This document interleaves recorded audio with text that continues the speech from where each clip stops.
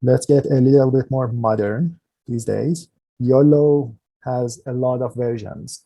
As YOLO, this is YOLO 1. We're going to have YOLO version 2, version 3, version 4, version 5. Even these days, we are going to cover 4 of those versions. There are minor modifications from one paper to the next one, or a set of minor modifications, which is going to end up having a huge impact. So it's one of the fastest and more accurate detection systems these days. This was an assignment for you to watch this video while you are thinking of a good question to ask, or any questions in general. I can give you an overview, a quick summary. An image goes in your architecture. You're going to have a convolutional neural network, which is going to output a tensor, which has this many pixels, which is going to be S by S. So it's going to be a single network. It's going to output B, in this case is 2. It's going to output 2 times 5 locations and bounding boxes and confidences. And then it's going to output C classes. So you have a single neural network doing this. If this neural network is trained during inference time, all you need to do is look at the bounding boxes, and each one of these is going to give you 2. So you're going to have 2 boxes for each pixel here, or set of pixels here. You are going to know their coordinates. So 4 of these numbers are for the coordinate system that you have. You are going to know how confident are you that there is an object in that box, given that your neural network is trained. And then you can just multiply that box with the corresponding confidence and the class probability map.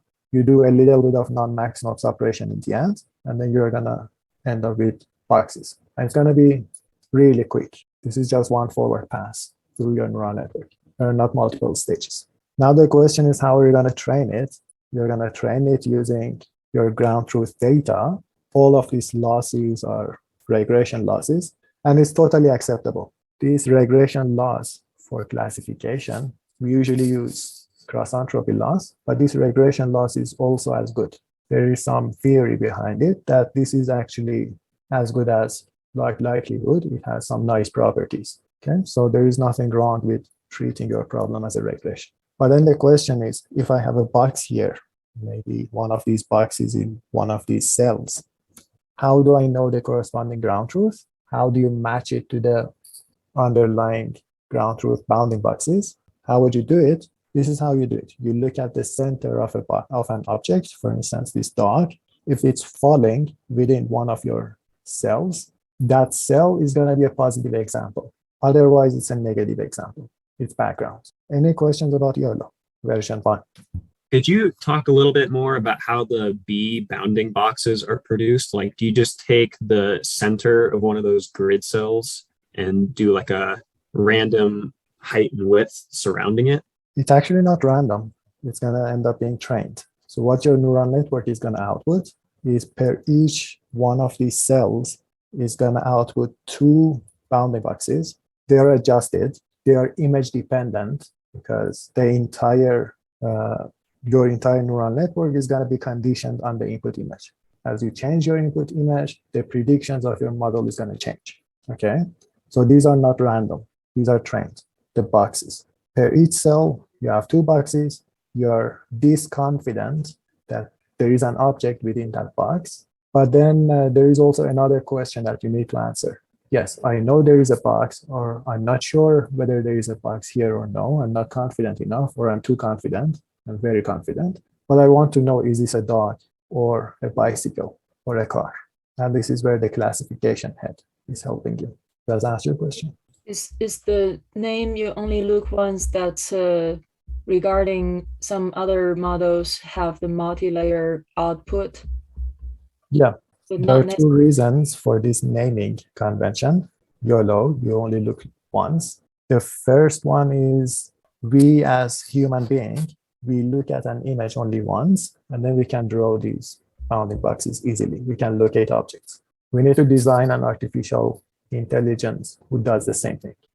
That's one motivation for that naming. Another motivation is you take your image only once, push it through your neural network architecture only once, and then the predictions is going to come out, the boxes and the corresponding classes. So for reference time, does any of the other architectures we covered earlier require more than one forwarding for prediction? Yes, for instance, the region proposal network was helping fast RCNN. Okay. So you had an image, you would push it through two neural networks. One of them was proposing boxes for the next one to consume. Got it. Thanks. So the idea is that you're getting rid of that extra stage. It's only one stage. Any other questions about YOLO? And you're always going to have this problem with your bounding boxes that are in the scale of your image, which are not relative to some anchor or some proposal, is that your neural network is going to have a hard time converging in terms of regression.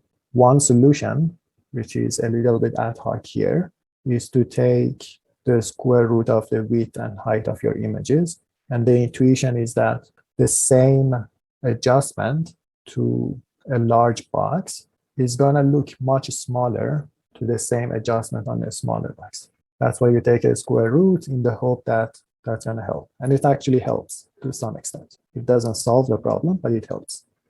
And now you can see one of the downsides of not having proposals or anchors. I think with that, I can move to the next one.